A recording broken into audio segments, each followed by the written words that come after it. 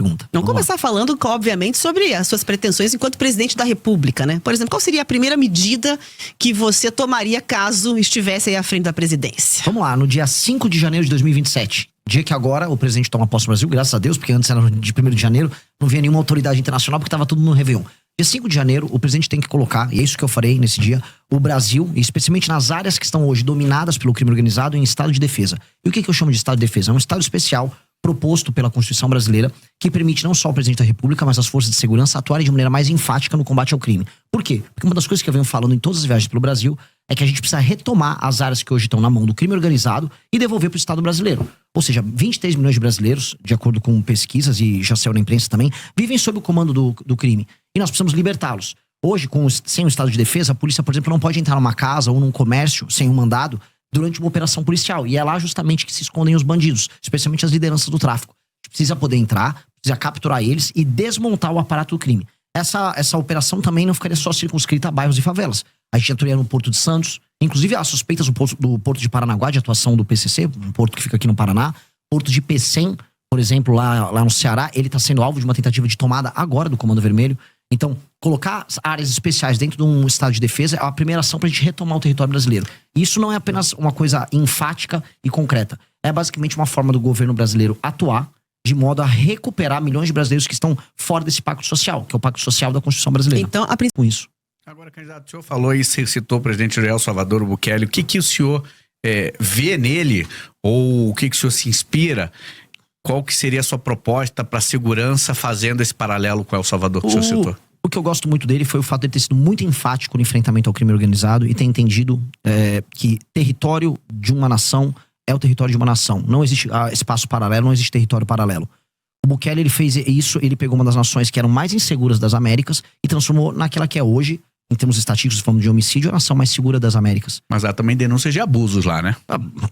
Antes havia muito mais denúncias de abuso, simplesmente porque as pessoas morriam em um número muito maior. Agora, o Estado fez isso com a aprovação das pessoas e com a aprovação do Congresso. Erros e falhas, um eventual erro policial sempre haverá. A polícia não é perfeita, assim como políticos não são perfeitos e seres humanos não são perfeitos. Seria um efeito colateral? A questão é se você já vive ou é efeito colateral, que viver na mão do crime. Se isso diminuiu e as pessoas perceberam que diminuiu, há uma vantagem objetiva. A gente tem que ser utilitarista aqui. A gente não vive no mundo perfeito. Mas na prática o senhor faria o quê? Na prática, saber qual é a proposta. Eu citei pra você já no começo da entrevista. Sim. Para a destruição do crime organizado, eu vou colocar o Brasil, as regiões tomadas pelo crime organizado. Isso inclui desde portos, áreas de fronteira, a longo prazo, a favelas. A longo prazo, já no curto prazo também. A gente tem que passar alterações nas leis penais, aumentando as penas, de maneira muito objetiva. E nas leis de execução penal, a gente tem que acabar com artifícios como a progressão, a saidinha, para que a pessoa cumpra a pena dela. Porque o que a gente precisa fazer é alterar o sistema de incentivos que nós temos para que o bandido continue cometendo crime. O que está demonstrado? É quase aquele princípio Pareto. Poucos bandidos cometem a maior parte dos crimes. Eles são sempre reincidentes. A gente tem que combater a reincidência. Então, se a gente aumenta a pena muito e evita a progressão, aquela pessoa que comete um crime, ela na prática ela vai ficar mais tempo na cadeia e ela, antes de tudo, vai ter medo de cometer esse crime para não passar a vida inteira dela lá. E o reincidente, que é o maior problemático, bom, esse aí só sendo muito idiota em continuar cometendo crime. Haverá... Como é que o senhor pretende? O senhor pretende, por exemplo, entregar pastas, ministérios importantes para partidos como o senhor falou do Centrão? Se for para fazer ocupação e cooptação, especialmente para dar o nome aos bois, vamos pegar aqui a Codevasf, a Companhia de Desenvolvimento do Vale do São Francisco. Que é disputadíssima. Sim, porque, inclusive, o Rio São Francisco, ele corre, né? Minas, vai Pernambuco, Bahia. Porém, ele foi, vamos dizer, de maneira fictícia levado até o Amapá, o rio, só para que o Alcolumbre, né, que é do União Brasil, possa usufruir dos benefícios dessa empresa pública. Isso não pode acontecer, isso não vai acontecer. E, em especial, essas empresas públicas que têm atuação no Nordeste, onde há uma presença maior do Centrão e onde há um uso político muito mais intensivo. Isso não será entregue. Essas empresas públicas não podem ser entregues, porque hoje elas são, vamos dizer, um vetor central de corrupção. Eu volto a falar, não tenho problema nenhum em trazer figuras corretas e sérias de outros partidos para participar do nosso governo. Porque esta é, infelizmente, a natureza do nosso modelo. Fazer um governo que tenha coalizão é normal em todas as democracias. Agora, fazer um governo baseado em cooptação, como eles estão acostumados, não. Eu não vou fazer baseado em cooptação. E eu creio que é possível fazer isso. Eu creio que é possível você obter dividendos políticos, ou seja, um lucro político, ou seja, através das vitórias políticas de um governo, e não obter dividendos financeiros, que é o que esses caras querem. E a gente tem que... Aí, vamos lá. O Brasil é um país que ele é extremamente injusto para com quem trabalha e produz. Se você tá nos ouvindo agora e tá indo pro trabalho, tá rodando de Uber, tá fazendo uma entrega, tá em casa produzindo alguma coisa pra mandar pra fora, muita dona de casa faz isso. Você entende que você trabalha, você fica uma parte pequena do fruto do teu trabalho. E mais, você se sente injustiçado porque você vê uma massa cada vez maior de pessoas que recebem benefícios. E você fala, poxa, às vezes eu sou pobre, tô ganhando pouco, uma pessoa tá recebendo um benefício sem merecer. Ou um juiz tá ganhando um penduricalho gigantesco, tirando 200 mil reais por mês. Ou eu vejo uma grande empresa recebendo benefício fiscal e aí acaba nem entregando o serviço. Você fala assim, pô, o que tá acontecendo? Eu estou sendo um otário. E sim, se a gente olhar na letra fria da lei, o brasileiro comum que trabalha e produz é um otário. E isso tem que ser invertido. Meus queridos amigos, o Brasil, ele foi desenhado como um país injusto com você. E você talvez não tenha ideia do quanto você tá perdendo morando aqui. Talvez você não entenda que ao sair da sua casa para ir trabalhar, você tem que pegar um celular e você sabe que esse celular pode ser roubado a qualquer momento. Você sabe que ao entrar no seu carro vai ter provavelmente um insufilme pro bandido não ver as coisas que tem dentro do carro. Sua casa, se você mora numa casa, tem um muro. Se você mora num prédio, o prédio é murado e vai ter um porteiro. Talvez ambos tenham uma cerca elétrica. Sua esposa, sua filha tem medo de andar na rua porque elas podem ser alvo de todo tipo de ataque, desde o violento até um ataque de natureza sexual. E você vai e volta e tem o seu dia todo determinado pelo medo de ser roubado e acha talvez que isso seja natural. O que eu quero avisar é que nada disso é natural. Você pode viver num país que você é livre e que você tem que ter homens corajosos que não têm o rabo preso com ninguém, dispostos a tornar a tua vida melhor. E é isso que eu tô pra fazer. Não posso pedir teu voto nesse instante, mas eu posso pedir para que você me conheça. Não confie em mim nem nos demais. Apenas veja e analise pelos atos e pelas ações. E com base nisso, forme teu julgamento. Muito obrigado. Outra coisa, existe muita violência contra a mulher e isso está demonstrado. Não só a violência em casa, uma violência na rua. Foi entendida a mulher como uma pessoa que tá num status mais frágil para receber um homem que vai botar uma arma, ela entrega as coisas. Os crimes de natureza sexual estão aumentando com relação às mulheres e a sociedade está ficando escandalizada com isso. É uma sensação de segurança geral. Então isso precisa ser dado de volta para as pessoas. Nominalmente, a gente tem o direito de ir e vir. Agora, eu duvido que minha irmã sinta que ela tem o direito de ir e vir na sociedade brasileira. O direito de ir e vir de uma mulher brasileira, ele é mitigado, ele é reduzido. O direito de vir uma pessoa que só quer andar com o celular dela no meio da rua e trabalhar, porque isso aqui é um instrumento de trabalho e não um objeto de luxo, também tá dirimido. Então eu tenho que dar à pessoa de volta os direitos fundamentais. Isso é um direito de garantia fundamental. E, em grande medida, é isso que o Bukele ele garantiu para as pessoas de El Salvador. Por que ele teve uma votação tão alta? De maneira muito clara. Porque as pessoas sentiram que elas recuperaram direitos fundamentais. Nesse orçamento anual. E o senhor pretende mexer nesse vespeiro das emendas? Precisa. Como? Porque hoje o Congresso cooptou o orçamento do governo, né? Como é que o senhor pretende, qual que é a proposta que o senhor vai levar eleito para os congressistas com relação à emenda, que é uma moeda cara, custosa aos parlamentares? Se vocês me permitirem, eu puder estender um pouquinho mais nesse tema. Esse tema é muito importante. É um dos temas centrais para mim. Por que existe a emenda e por que ela funciona? A emenda é hoje a razão de ser de um deputado federal no Brasil. Os partidos políticos elegem deputados porque os deputados enviam para o partido político tempo de TV, fundo partidário e fundo eleitoral. Essa é a lógica. Portanto, o partido fica rico conquanto ele eleja esse número grande de deputados. E o que o deputado faz quando tá lá? A maior parte. Ele manda emenda para sua base, para inúmeros prefeitos que tocam essas emendas. O que eu chamo de tocar emenda? Ele rouba um pedaço, ele desvia para comprar voto na próxima eleição, trabalha com a cooptação de base usando esse recurso.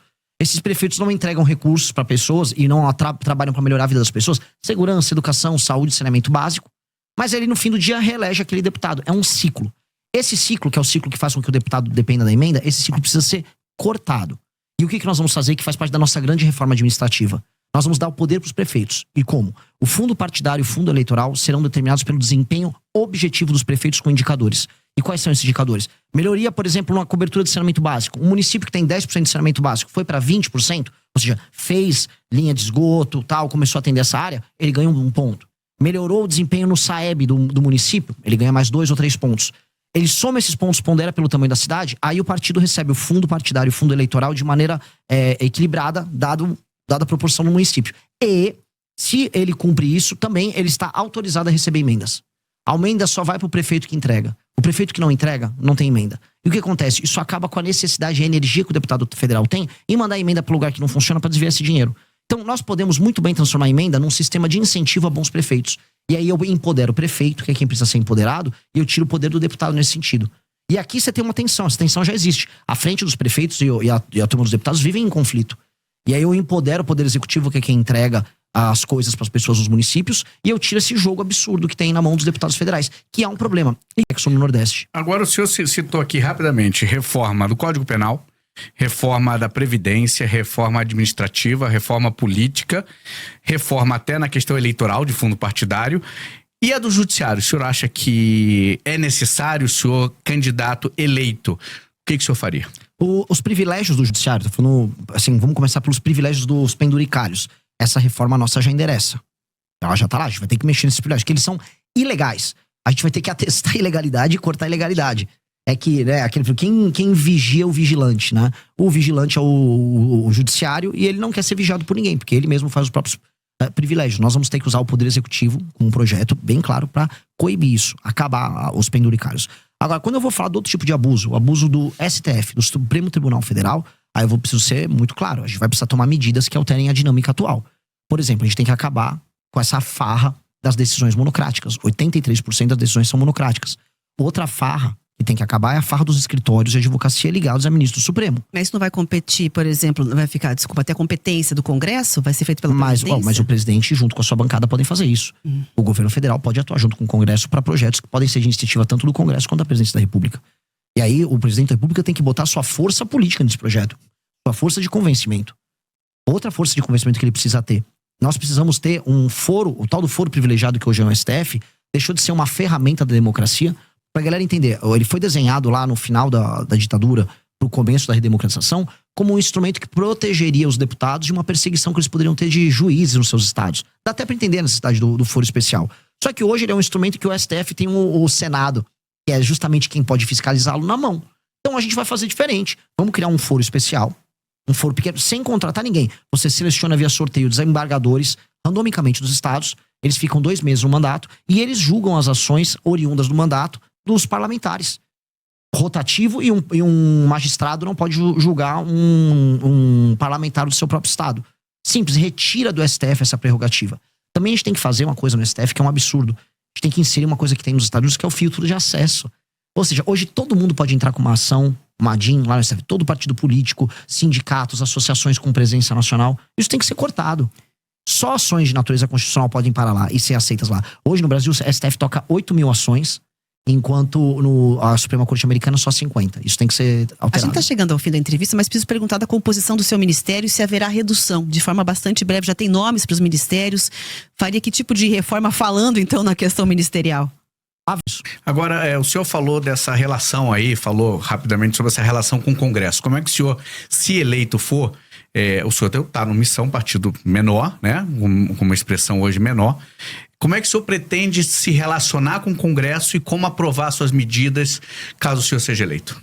Essa é a pergunta que eu mais ouço dos lugares. E eu fico feliz de ouvir esse tipo de pergunta, porque é uma pergunta que já está consonante ao universo das propostas. Ou seja, como é que você vai fazer significa que eu tenho algo para fazer. E isso me anima, e realmente todas as rádios eu ouço, todas as perguntas vão nessa linha, porque são medidas enfáticas. Pois bem, se eu ganhei a eleição para presidente da República, isso pressupõe que eu pautei daqui até outubro o tema político. Eu saí de 3%, 4% nas pesquisas e eu fui para mais de 50%. Portanto, um congresso será feito e será composto não apenas com os parlamentares que vão ser eleitos pelo meu partido, que é a missão, que terá aí tranquilamente mais de 60, 70, só pelo fato de eu ter sido eleito, mas também a gente verá inúmeros outros partidos, especialmente da centrão e da direita, elegendo seus parlamentares com esse tema. Porque se eu fui eleito por uma questão lógica, esse tema pautou os demais. Os parlamentares foram eleitos e esse foi um tema que os brasileiros consideram importante.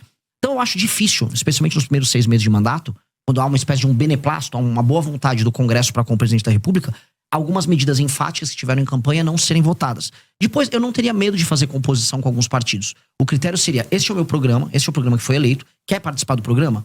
Deputado do Ceará, ou bancada do Ceará, vocês querem participar comigo da retomada do território do Ceará? Querem usufruir do lucro político, não lucro financeiro dessa operação? Estejam começar.